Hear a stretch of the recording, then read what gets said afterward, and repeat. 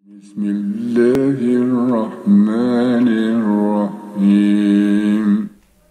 Bismillahir Rahmanir Rahim. We begin with Allah's blessed name. We praise Him and we glorify Him as He ought to be praised and glorified.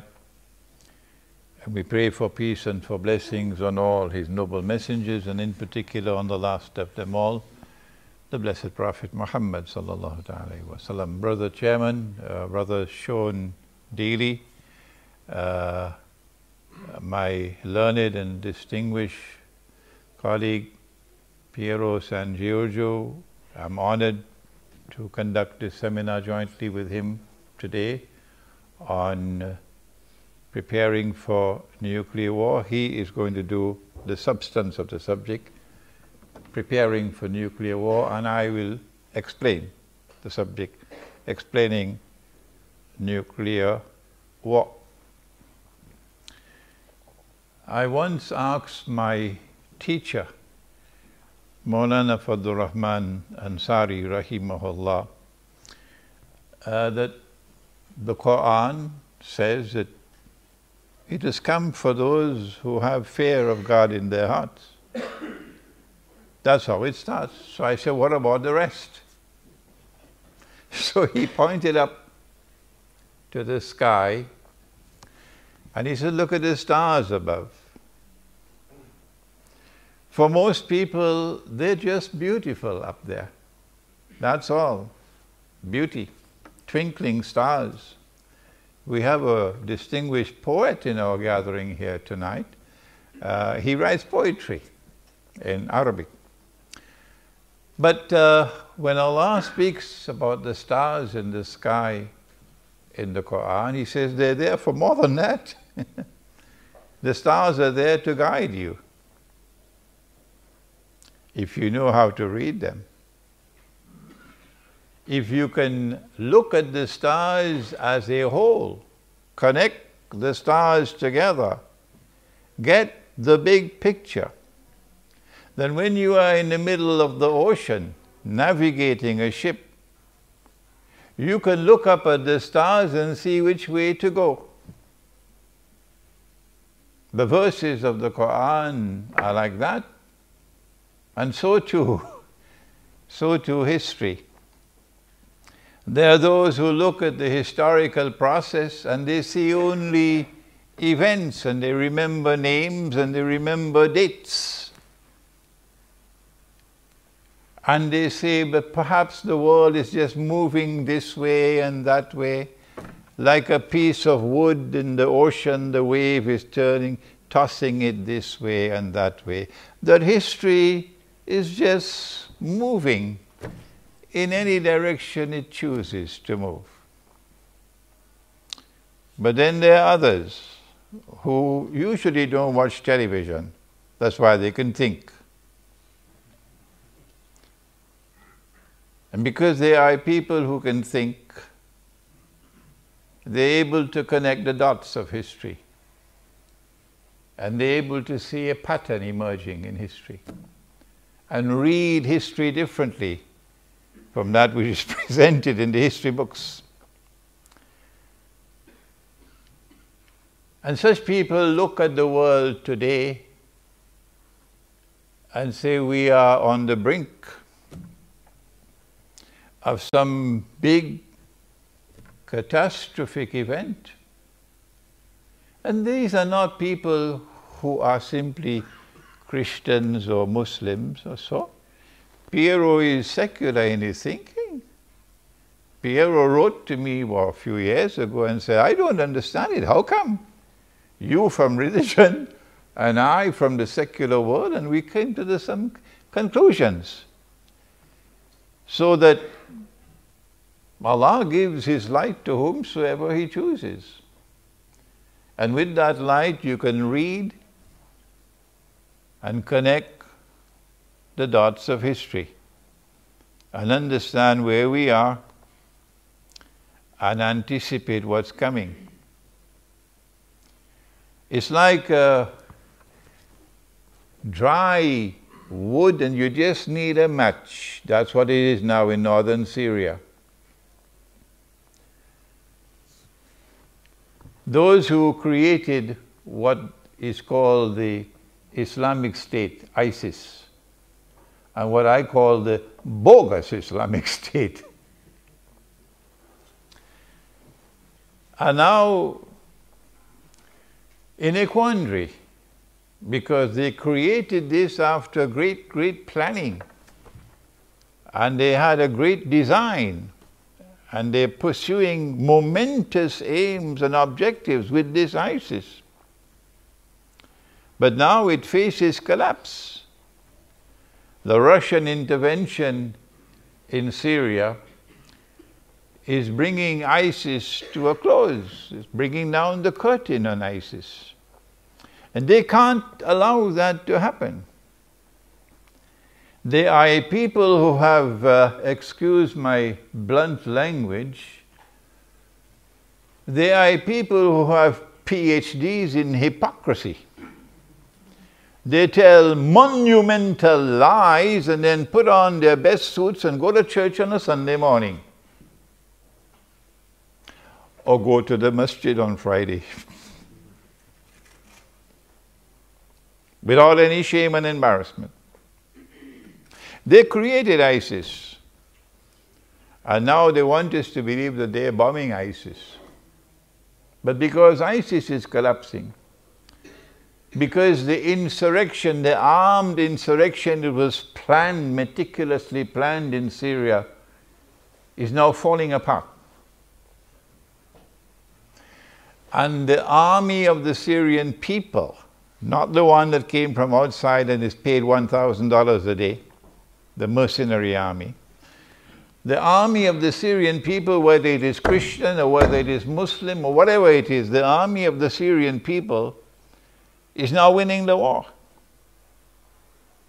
That's why we now have arrived at a flashpoint. We begin our presentation today in explaining nuclear war by advising that we look to two cities in particular, Aleppo in northern Syria and Mosul in northern Iraq. They cannot allow either of these two cities to fall. No. So that we are now faced with the possibility, maybe another few days, maybe another few weeks, and we know whether my talk has substance in it, that NATO's very important member called Turkey, led by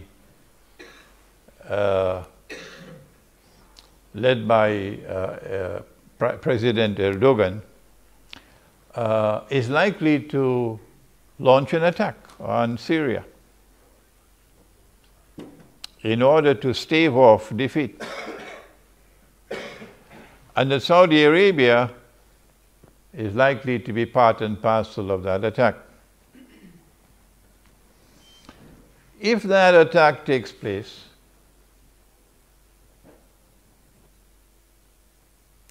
will it take place with the consent and blessings of NATO? Or will Turkey and Saudi Arabia be moving out on their own, hoping that NATO will intervene? That's the question I cannot answer. I don't think anyone can answer that question. And so there are two possibilities. This is the micro-analysis before we proceed with the macro-analysis. There are two possibilities: that we can be facing a war which is going to be limited in scope, in which NATO may decide not to intervene, and Turkey and Saudi Arabia will have to fight it out on their own, and they're going to lose that war. Russia will defeat them.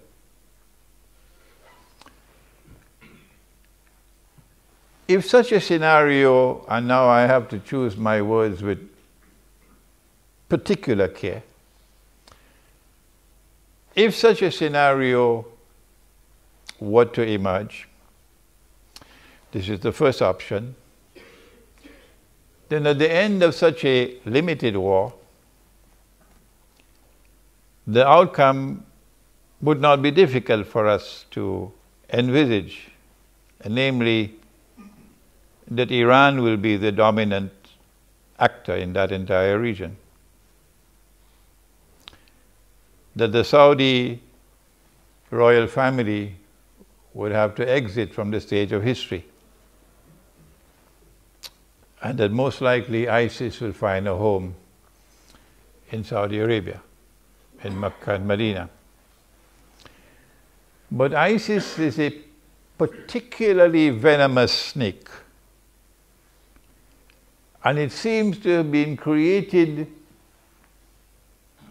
with a particularly major objective of inciting and fomenting Shia-Sunni civil war in the world of Islam. And so an ISIS taking control of Arabia will be the bait, which I hope and I pray that Iran does not bite. Because if Iran were to foolishly bite that bait and to ever launch an attack on Arabia, then those who created ISIS will get what they wanted, namely Shia-Sunni civil war in the world of Islam, and the major beneficiary will be the State of Israel. I will myself use my voice as powerfully as I can to condemn Iran if Iran were to ever make such a stupid mistake as to launch an attack on Arabia. The second possibility, and we must move quickly now, is that if Turkey launches an attack on Syria, as we expect soon, then NATO would intervene, because Turkey is a NATO member state and there are legal obligations if a NATO member state is at war. And if NATO intervenes, well, then we're going to have the world war.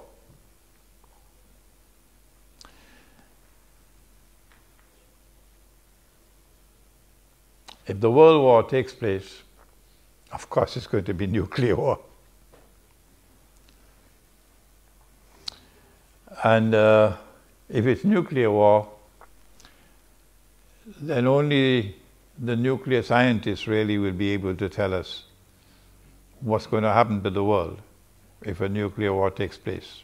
But we're hoping that Piero will be able to at least give us some help in understanding what kind of a world will it be if a world war takes place.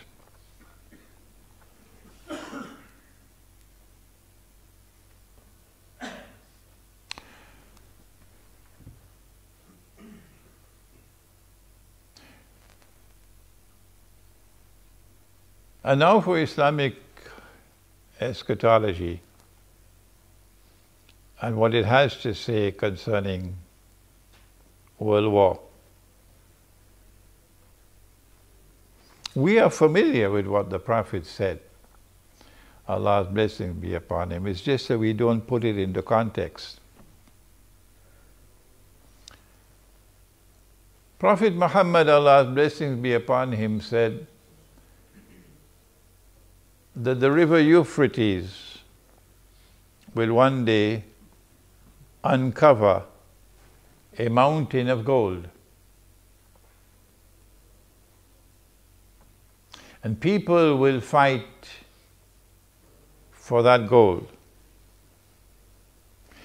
And 99 out of every 100 who fight for the gold would be killed. And each would say, I will be the one who will survive. But those who believe in the one God should not touch that gold.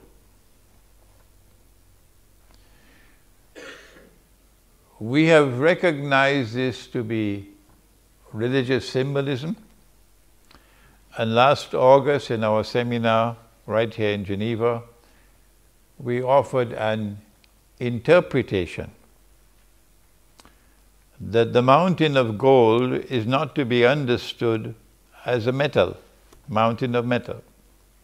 There are those, of course, who insist on a literal understanding, and hence they're waiting for the mountain of the metal to come out from underneath the river. But we say no, it is religious symbolism. And in 1974, an ocean of oil underneath the river began to function as a mountain of gold. An ocean of oil underneath the river, Euphrates, began to function as a mountain of gold. When? How? When Henry Kissinger got King Faisal to agree to this amazing request that oil should be sold. What an arrogant request. What an arrogant request. That oil should be sold for only US dollars. And they say, we are the people who have given you the free market. Really? Is this a free market? Have you no shame? Have you no shame? Is this a free market? That if I want to buy oil with gold, I cannot buy it, even with gold. I can't buy it with anything else other than US dollars. When Faisal agreed to that, and then he got the other Arab oil producing countries to agree, and then OPEC came into being as the greatest achievement of the Zionist movement. And OPEC also instituted this. Then something came into being called the petrodollar.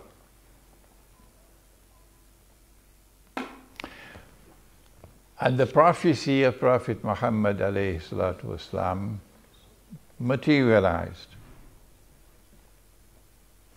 But he said they're going to fight over that mountain of gold. Watch it, what the Prophet said. That fight is coming into being now, that fight is about to take place because of BRICS. Because BRICS is a threat to the petrodollar monetary system. And Russia is the leader of BRICS. Without Russia, China would not be there. And without Russia and China, forget it. India and Brazil and South Africa are just little boys. And so, from our eschatological perspective, the big war is coming. And we can see and understand there's going to be the war over the mountain of gold. And so Ukraine is a sideshow. Syria is a sideshow. The mountain of gold is the cause of the war. In order to maintain their rule over the world, they must maintain their rule over money. You cannot rule the world unless you rule the world of money. And you cannot rule the world of money so long as mankind is using gold and silver as money. No. You've got to get rid of gold and silver as money because this is money with intrinsic value. This is real money. And you've got to replace it with something called monopoly money. Someone else called it toilet paper money.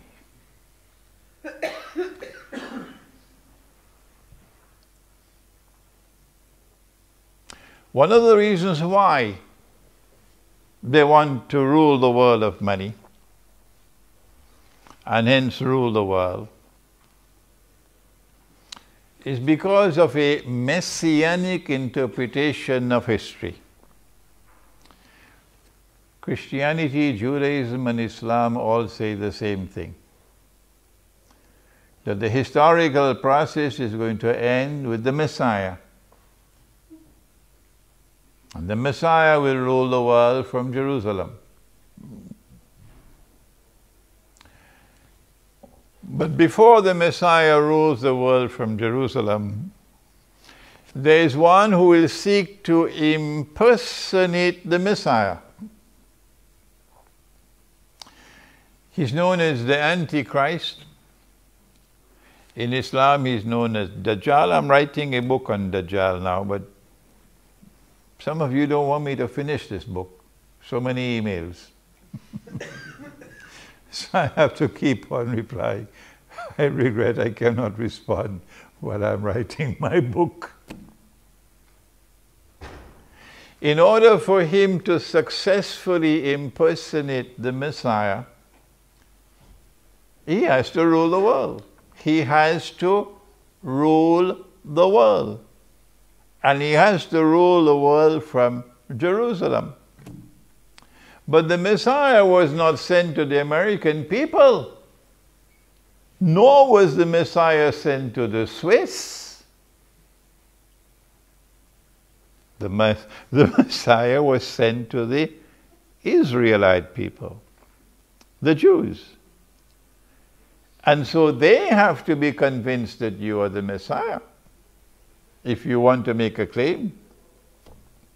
In order for him to convince the Jews that he is the Messiah, and if you've read Jerusalem in the Quran, you'll be familiar with this eschatological analysis. Number one, he has to liberate the Holy Land for the Jews. He couldn't do that so long as the world of Islam had a caliphate. So long as the world of Islam had Darul Islam, one consolidated mass, a mighty army. So in order for him to liberate the Holy Land, he has to get rid of the caliphate. He did it with exquisite design.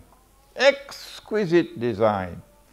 An institution which has been there in the world of Islam for 1400 years. How to get rid of it? It is part of the deen, the religion, how to get rid of the caliphate. And then get the Muslims to forget the caliphate. Of course, that's what television does. What it did was to create the Ottoman Empire, Dajjal. If you are a supporter of the Ottoman Empire and you cannot as yet read history, I suggest you go back and study your book. The Ottoman Empire was then empowered with a power that could not be matched by its enemies. No. Where did it get that power from? And then the Ottoman Empire expanded until it took Arabia and took Mecca and Medina, and then claimed the caliphate and carried it to the capital city of the Orthodox Christian world. There are many things that are strange that occurred in history. This one beats them all. To take the capital of the world of Islam and go and pack it up in the capital of the Orthodox Christian world, this one beats them all. And then when the Ottoman Empire collapsed, the caliphate collapsed with it. That was the grand design. In order for them to be able to liberate the Holy Land, they had to break up the world of Islam. And that's what happened with the First Great War. The First Great War, the First World War, from an eschatological perspective, achieved these objectives. It got rid of the caliphate, and it broke up the world of Islam into bits and pieces at mutual war with each other, antagonism with each other, and gave it a virus called nationalism. And this virus caused them to have rivalry with each other. Exquisite planning, incidentally. Exquisite planning. The First World War, therefore, allowed them, a British army, to conquer Jerusalem. And guess who the British had fighting with them in the British army? They had Arabs. They had, today it's called Pakistan. They had many Punjabis fighting in their army. Oh yes. I mean, you have to give Jack his jacket. The British were brilliant. Brilliant in making fools of these people. And they're doing it again today now with ISIS. Not only did the First World War achieve this objective of neutralizing the world of Islam, but there is another threat to them. And that comes from another part of the Christian world which has an equal claim to Jerusalem. And that's the Orthodox Christian world. And guess what happened in the First World War? We don't have the time to go through that history tonight. But they were able to neutralize the Orthodox Christian world. That was the Bolshevik Revolution. That was communism. And that was the world's first atheist state, which waged war on the Orthodox Christian people, destroying their monasteries, destroying their churches, killing them, slaughtering them, pushing atheism down their throats. That was the Soviet Union. And so both the two possible threats to them were neutralized. The First World War. Was it 20 million Russians were killed in the First World War? Then came the Second World War. If we look at it from an eschatological perspective, Britain now has control over the Holy Land. Britain is the mandate power. And while pretending to keep the European Jews out, Britain is allowing them in. Before Israel could be born in 1948, you had to have a Second World War. So the First World War had to come to an end in such a way that there's unfinished business. And so they imposed humiliating conditions on Germany in the Treaty of Versailles, I believe it was. And so they sowed the seeds for Germany to want revenge, for a Hitler to emerge eventually, because the German people felt very, very, very much hurt over the unjust way they were being treated. When the Second World War took place, the objective of the Second World War is, number one, to allow the State of Israel to come into being. But before the State of Israel comes into being, you must have a United Nations organization and a Security Council for world government to protect Israel. World government to protect that baby who's about to be born. You need the International Monetary Fund for the financial slavery that we now have. So they had all of these things put in place at the end of the Second World War. The Second World War was also fought in order to open the door for millions of European Jews in the Soviet Union and other parts of Eastern Europe to migrate to the Holy Land to Israel.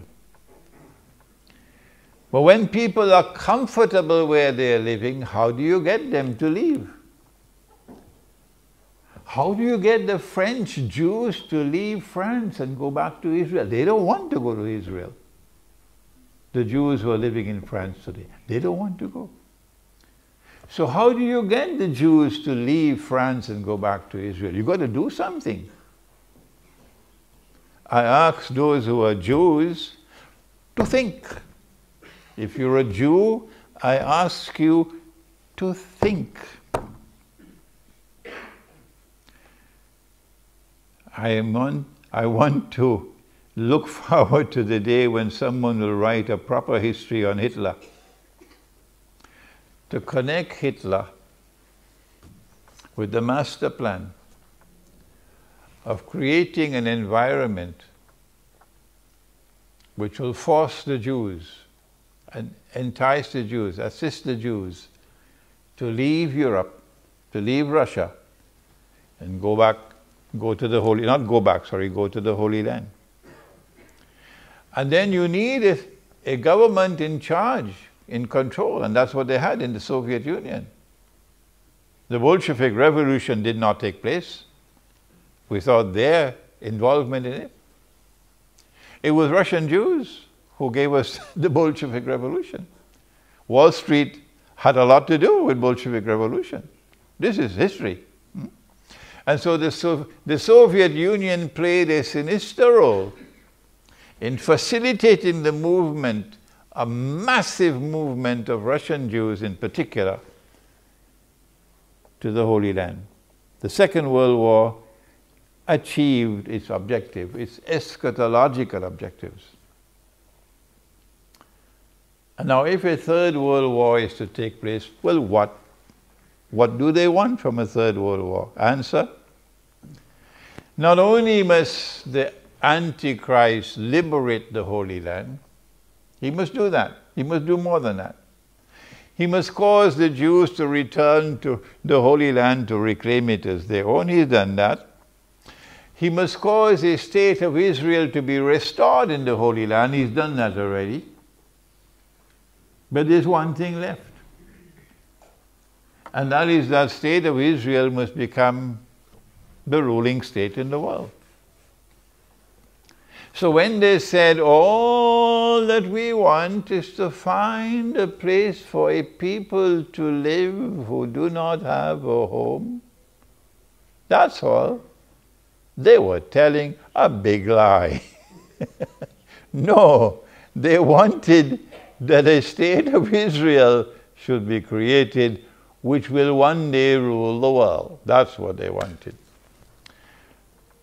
Israel cannot rule the world without another big war.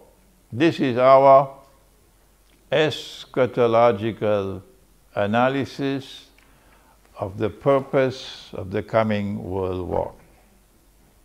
The immediate objective is to try to preserve the petrodollar monetary system. The Prophet ﷺ did not tell us it's going to survive. He says 99 out of every 100 will be killed in that war. So it doesn't seem as though the petrodollar monetary system is going to survive. Well, then what kind of monetary system will emerge in the wake of a great war? Answer: don't ask me how it will take place, because I don't know. I don't know what a post-nuclear world is going to be. People can't live in these countries anymore. Well then, a post-nuclear world appears to me, to be a world in which Israel can make a claim to be the most powerful state, and therefore the ruling state. And so the Third World War would be the war which will witness the passage from Pax Americana to Pax Judaica. Before I end, there's one more thing that the Third World War can achieve.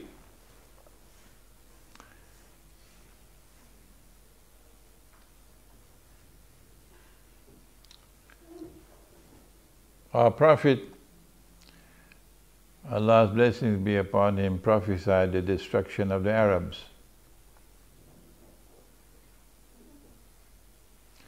Will we be destroyed? She asked.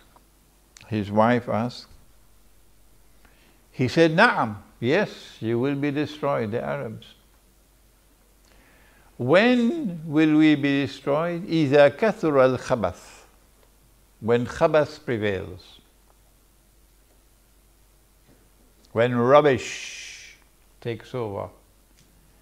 If you look at the landscape of the Arab world today, if you look at those who lead the Arabs today, and you look back at yesterday, and you see men and women of piety, men and women of integrity, men and women of whom the Arabs were proud, and you look at the vagabonds that we have today, you see this is rubbish. This is rubbish. If Ikhwan was bad, and of course, oh yes, Ikhwan al-Muslimun made so many mistakes that I wish they never rule over Egypt again. This may hurt the feelings of some people. But if you cannot read the constitutional sunnah, then you shouldn't call yourself an Islamic movement. If Ikhwan al-Muslimun was bad, what I tell you, Sisi is much worse. That may hurt the feelings of some of the supporters of the Egyptian government. And so when rubbish prevails, and that's what we have today, rubbish prevailing, the Arabs are going to be destroyed. Well, what about the other force which threatens them, Russia? What's going to be Russia's fate after the World War?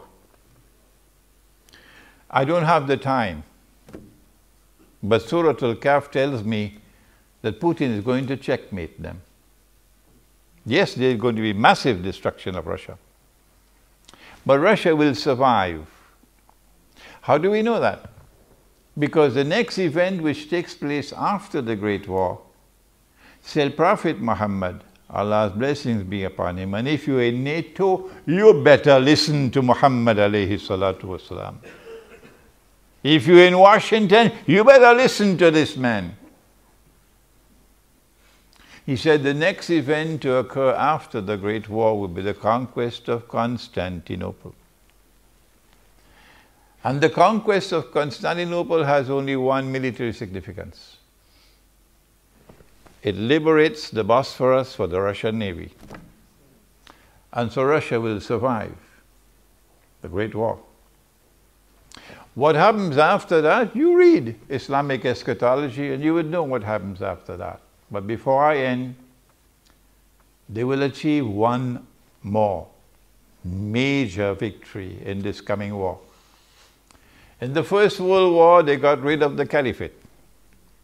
That was a great achievement. Because the caliphate had been in existence for 1400 years.